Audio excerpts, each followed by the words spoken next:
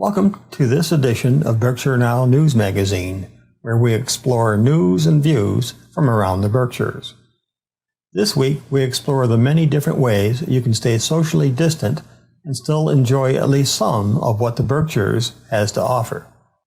There are so many outdoor activities to choose from in the Berkshires that it is possible to find something different to do each week of the year. For now, we will only look at non-winter activities. Hiking, biking, fishing, kayaking, canoeing, boating, tubing, and rafting are just some of the many possibilities that are pandemic safe when using proper safety precautions. There are more than 300 hiking trails in the Berkshires, adding up to more than 800 miles. The Ashtabulacook Rail Trail is a 12.2-mile, 10-foot wide paved trail that starts in Lanesboro near the Berkshire Mall and runs along what used to be a north-south railroad line. The trail currently ends in Adams, but there are plans to extend it into North Adams. Parts of the trail are currently being resurfaced. However, the southern portion reopened as of June 27th. The northern portion, which starts where the trail crosses Route 8 near the Basswater Grill, will be closed for most of the summer as repaving continues on that portion. It is a very easy trail that is mostly flat and runs parallel to Berkshire Pond, Berkshire Reservoir, brooks, streams, and swamps. This is also a popular bike trail. Picnic tables and benches are scattered throughout the trail. The Appalachian Trail is 2,175 miles long, and nearly 90 miles of it runs through the Berkshires. My favorite portion to hike the trail is in the Mount Greylock Reservation. I recently hiked the Browns Rock Trail Loop, which is only 0.7 of a mile. The parking lot for the trail is about 4 miles from the Route 7 as you drive up the mountain. As you hike the trail upward from Rockwell Road, you come to a split off to the right. If you stay straight, you will come to a couple of trails that lead off to the left. Each of these leads to a spectacular view overlooking the valley below and the mountains to the west. When you continue hiking the trail, you will come to a pile of rusted metal pipes. There is a sign there that explains that you are looking at the remains of an airplane that crashed there on August 12, 1948. The pilot was 22-year-old John Newcomb. He was flying a twin-engine Cessna that was carrying late editions of the New York Daily Mirror newspaper from New York City to Albany. Both Army and Navy rescue planes covered a 100-square-mile area. However, the wreck wasn't discovered until December 7, 1948. Seeing the wreck got me wondering if there were any other plane crashes on the mountain. There were two that I learned about. One was in 1958 when U.S. Navy twin-engine Beechcraft SNB-5 crashed on April 2nd, when it was on a routine navigational training flight from Michigan to the South Weymouth Naval Air Station.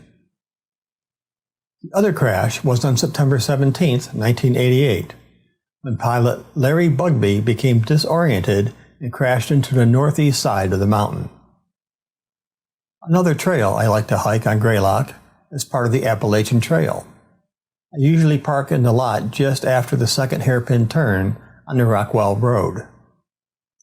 There is a sign there that says the AT Trail to the summit is just about 1 mile long.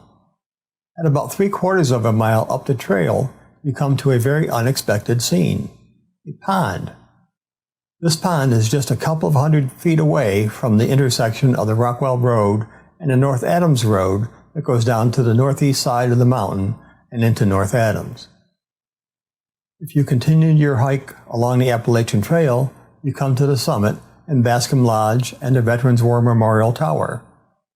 Many people elect to start further down the mountain at Jones's Nose parking lot trailhead. Each spring, Hancock Shaker Village offers a baby animals experience. This year, because of the pandemic, the baby lambs, piglets, calves, chicks, and kids are waiting to meet you in newly built outdoor enclosures. You can get up close to see them, but you must stay a socially distant 1 cow length apart from other guests.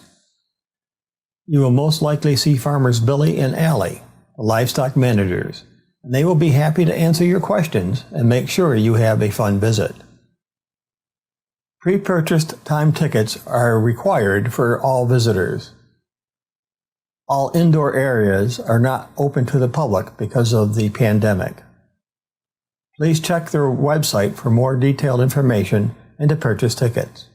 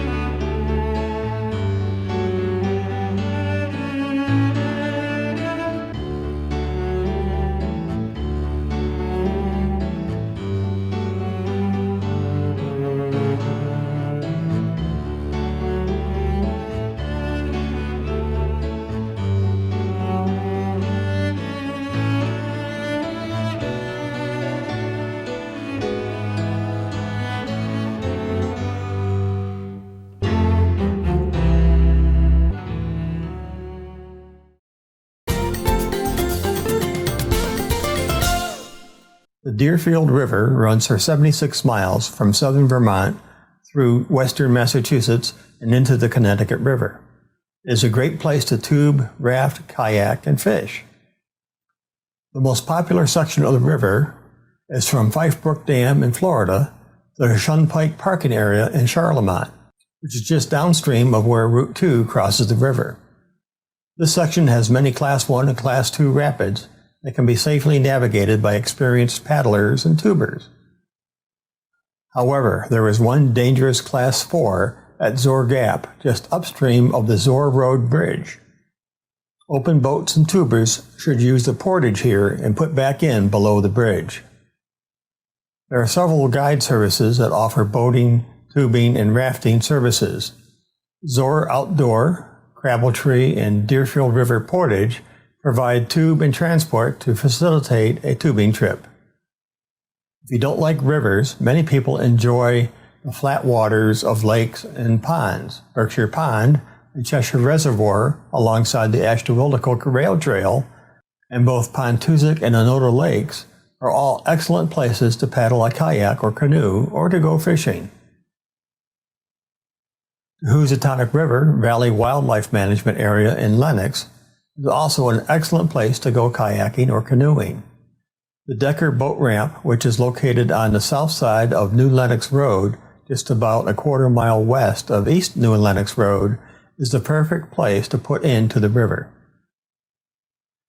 There is no doubt that there is a vast array of activities available in the Berkshires, and we covered only just a few of them here. I hope you find time to enjoy at least one of them. It really helps to keep you focused and coping with the pandemic that we are all faced with.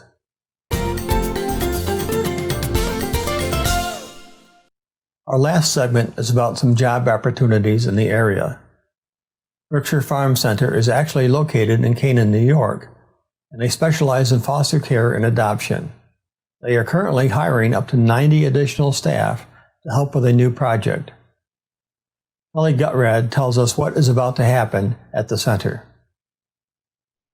Kelly, I understand you are involved in recruiting potential employees for the Berkshire Farm Center, which is a New York organization that is looking to hire, I think, up to 90 multilingual employees to address a new situation that they're going to be involved in. Can you tell us a little bit about what that is over at Berkshire Farm? Absolutely. First of all, Berkshire Farm Center and Services for Youth was founded in 1886 with a focus of healing and strengthening children in a family setting. And today, many years later, the mission continues. Part of the services they provide are under the UAC program, which is the Unaccompanied Alien Children program. And Berkshire Farm Center has titled this program that they're providing the Sheltered Hearts program. And I think that term, from what I've learned with my partnership and the Moraine Group and Shepherd Search Group partnership with Berkshire Farm Center and Services for Youth, is that the individuals involved and the staff and the team they're building up really are looking to work under a Sheltered Hearts program. It's the name is very fitting. They're very passionate about what they're doing and making sure that they are able to make a difference for these UAC kids who will be coming to the campus in Canaan, New York. So these kids aren't on campus yet, but Berkshire Farm Center is anticipating that they'll be there soon, and therefore you're in the process of hiring these bilingual people to help with the process. Yes, one of the things that I think is so impactful is some information shared with us by Brian Parcheski, who is the president and CEO of Berkshire Farm Center. He had We've been retained by Berkshire Farm Center, Moraine Group and Shepherd Search Group to help hire 93 people for their Canaan Campus UAC program, as well as some of their other programs, which include foster care, prevention, behavioral and medical health services throughout New York State. On the Canaan Campus for the UAC program, about 50 of those roles being hired for do require bilingual Spanish-English skills. So we're very excited to be involved in the project, and the 93 positions is actually going to set into motion, and this was shared with us by Brian. It's going to set in motion 3,720 hours of work being done directly with or on behalf of children and families who have experienced trauma and adversity.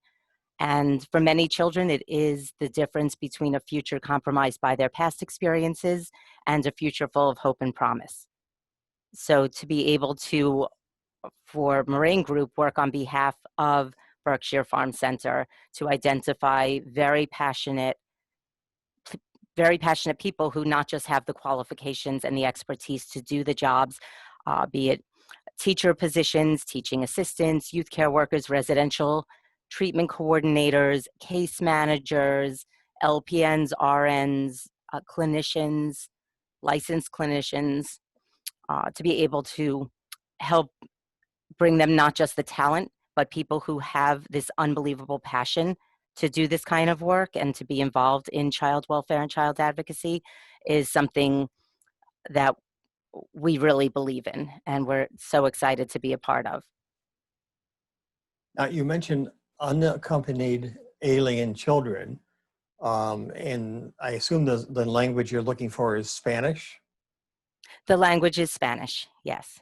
So I can infer from that most of these children are coming from Central and South America. Yes, I believe the expectations that they have for who will be coming into the program and coming onto the campus and living on this beautiful 2,000-acre campus with in family style cottage living. I believe the children served by the agency are largely from Guatemala, more than 50%. They're expecting about maybe 10 to 15% of the children coming from El Salvador, 25 or so percent from Honduras, and then about 8% from various other countries. Um, the expectation is that about 70% of the youth coming to the campus will be male, and that probably 3/4 of them will be 14 years or over. The Sheltered Hearts program is focused on serving children ages 11 to 17 primarily. I see. Any idea how many children that adds up to?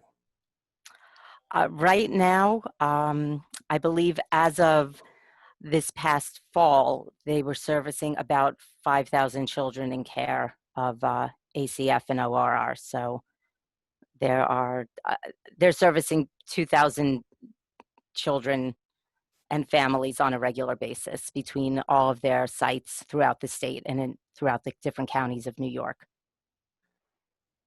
That's existing programs, but this is a future program that you're gearing up for. How many children do you think this new program will be serving?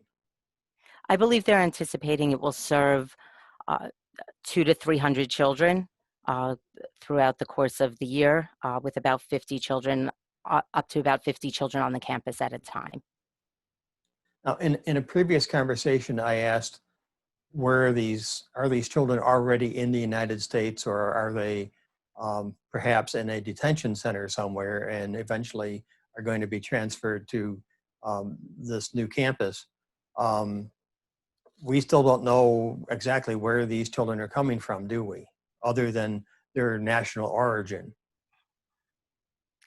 We're not sure where they're going to be coming from. I believe that, again, the available capacity for the Canaan campus, and let me correct myself, is going to be about 40 to 43 youth on the campus at a Oh, time. okay. And they could anticipate caring for 290 to 305 unaccompanied alien children each year. So there'll be children moving in and out of the program once they turn 18, are they automatically released from the program, or are they welcome to stay a bit longer? I believe, I don't want to give you the wrong information, but I know some of the other services they provide with foster care programs and other programs do go up through age 21, or from Okay. birth through 21 years of age. So I don't know if there's opportunity for them to move into another program. Um, or if they would keep going with the file. I know they have the best interest of all of the children at heart, and they're setting up an amazing program that's going to include classroom education, mental and medical health services, case management, recreation, and perhaps most importantly, unification services. Explain unification services. They will be looking to get the right information, get documentation, reach out to different consulates from different countries, and look to see where these children came from, get as much information from the children as they can in order to either reunite the children with their families, whether it's in another country or in this country, if there are people and family where they can get them to be in a safe, secure place and be cared for and have the services and a continuation of services that are going to be started with the program as the child is moved to the next safe place. I see. Now that sounds like a wonderful program, and that these kids, I believe, would be very lucky to be able to be included in it. Is there any thing that you'd like to sum up with us as to your final thoughts on this? I just think that this is really an amazing program and that there's so much care and thought being put into identifying the right people for the different services, and people who are really going to be not just part of an organization, but part of what is considered the Berkshire family, and be working on behalf of these youth and children to make a tremendous difference. And as I said earlier, and to quote Brian Parchesky, the CEO of Berkshire Farm Center, just offer a future that has some hope and promise, and help children to see the light at the end of the tunnel, and bring them somewhere that is safe and secure with people who are warm and empathetic and really working on their best behalf, and take some of the fear out of the situation they're in. So Moraine Group is thrilled to be partnering with them and have the opportunity to help identify people and work with this recruitment process outsourcing project so that they can build this incredible team. Kelly, thank you so much for your time. Thank you so much. I really appreciate your time, Bruce. Until next time, stay safe and stay strong.